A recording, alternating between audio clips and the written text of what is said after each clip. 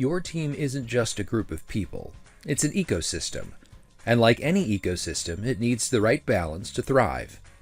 Introducing Cultivating a Rainforest Team Culture, an immersive one-day leadership training inspired by Jason Kay's best-selling book, Journey to a Rainforest Team Culture. Learn how to build a team's culture that's resilient, innovative, and unstoppable. You'll leave with clear leadership frameworks, actionable strategies, and the tools to foster motivation, engagement, and problem solving. Join us and transform your office into a thriving rainforest where your team can grow like never before. Register now at www.jasonk.com.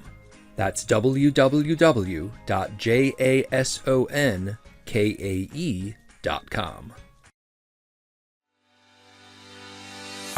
Hello, welcome to the Rooms with Ronald podcast, brought to you by the Multifamily Media Network. I'm your host, Ronald Harrington. In 2023, I set an intention to shop 100 apartment communities to see how leasing was evolving around the country. Rooms with Ronald was born out of that experience. In this series, I share my experiences and engage in meaningful conversations with other professionals in the industry as we discuss all things related to leasing and marketing. Join in as we expand the Rooms with Ronald experiment. Hello, and welcome to Rooms with Ronald, the Micro Living Edition. I'm your host, Ronald Harrington, and today we're going to talk about closing in 10 minutes or less. My good friend Stephanie Anderson recently made a post about closing in multifamily and asking, is it a training issue or is it a talent issue? And what made her think about this was during the holiday season, she went shopping, as we all did, and every store that she went to, every cashier would ask her, would you like to apply for our credit card? And she made it sound like it was a piece of cake, right? She had no issues. It was very consistent. Every single person did that, which got her thinking, why can't we do that in multifamily? What is the difference? Thus, is it a training issue or is it a talent issue? Now, I have some hot takes on that because, I have lots of hot takes. I think it's both. And let me tell you why I think it's both. First, let's talk about talent. We treat leasing agents as entry-level people, right? A lot of people are new to the industry. They don't know that expectation that you are to ask every single person that, do you want to apply for the apartment? Plus, they don't like to hear no, all of that, right? So there's a gap of the expectation for the talent. Why is it a training issue? Well, to me, it's because we don't give them the tools during the interview and then beyond on what that expectation is. Now, if we can get every single person at a retail store to say, would you like to apply for my credit card? We can therefore train our talent in multifamily to ask, would you like to apply for the apartment? Now, I've worked in retail. I've worked at places where I have had to ask a closing statement. Would you like to make that a meal? If you worked at fast food, sometimes would you like to supersize that? Why is it that the hospitality industry can get that down? Well, let me tell you why.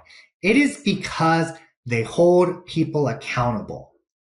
When I worked in a tanning salon in my younger years, I had to ask every single person, would you like to buy some lotion? Some tanning lotion. I had to talk them through the process, or would you like to upgrade? It was an expectation that happened. And if I didn't meet my sales quota, then I was penalized, and I knew that. But the company set that expectation in the interview. They set the goal, what I knew every week I had to get.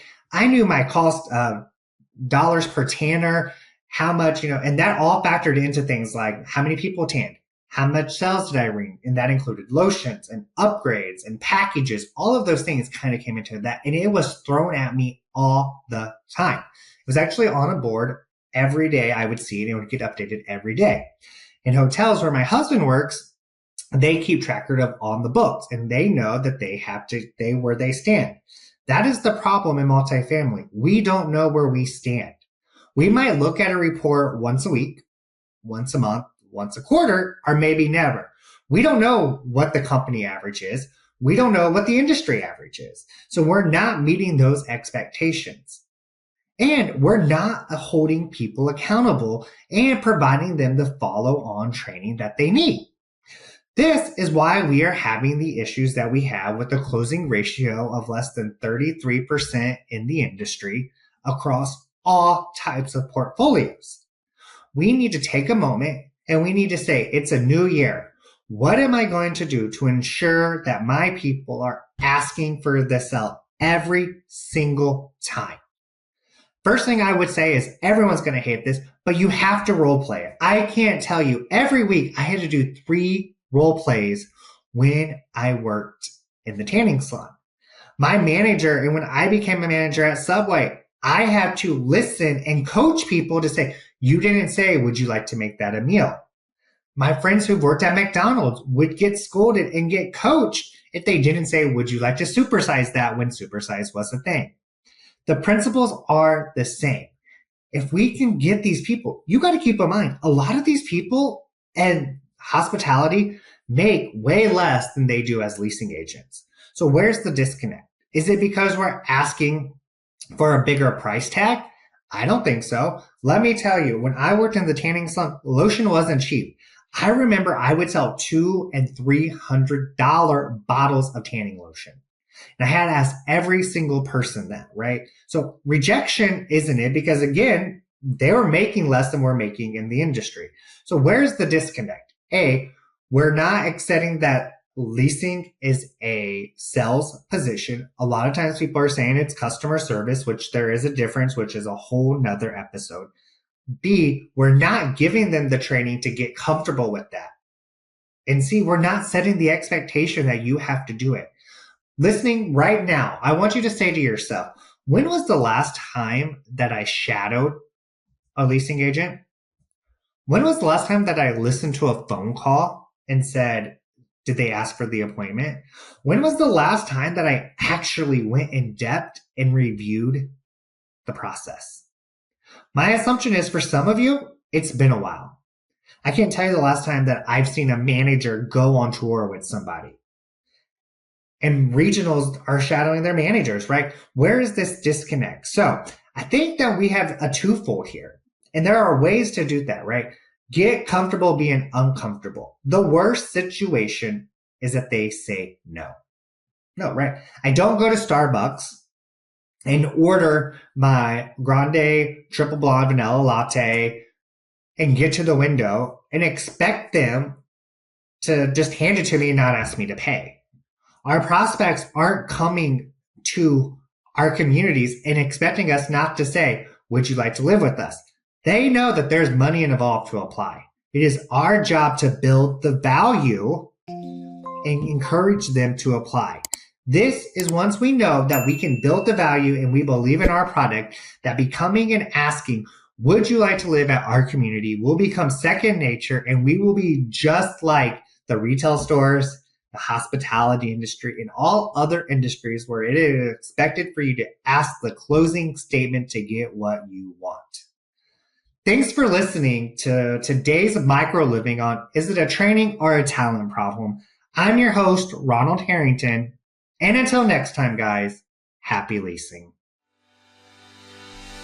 Thank you for tuning in today. I hope I left you with some fresh ideas or a new perspective.